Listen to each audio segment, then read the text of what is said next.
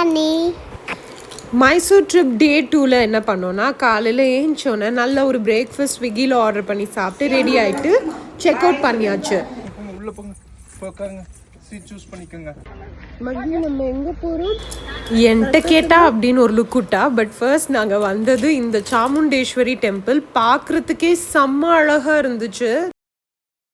கோபுரத்தை விட வர வழியில இருந்த இந்த ஸ்டாச்சுட்ட தான் மக்கள் நின்று அதிகமாக ஃபோட்டோ எடுத்துட்டு இருந்தாங்க.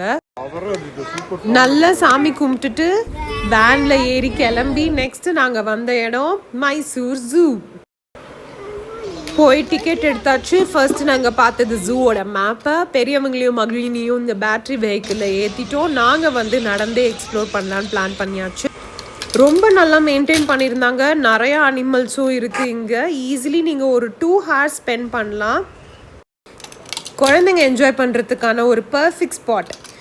ஜூ முடிச்சுட்டு அப்படியே பசிக்குதுடா அப்படின்னு சொல்லிட்டு சுல்தான் ரெஸ்டாரண்ட் போயிட்டு இந்த பிளாட்டர் ஆர்டர் பண்ணோம். செம வர்த்தாக இருந்துச்சு.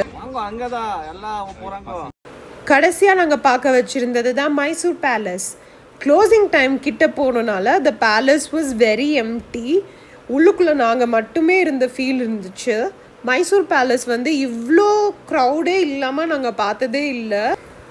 ஸோ நிஜமாக நாங்கள் எல்லாருமே ரொம்ப என்ஜாய் பண்ணோம். அவ்வளோதான், எங்களோட 2 day மைசூர் ட்ரிப் இதோட முடிஞ்சிச்சு. Hope you guys enjoyed it. Tata bye, see you in the next one.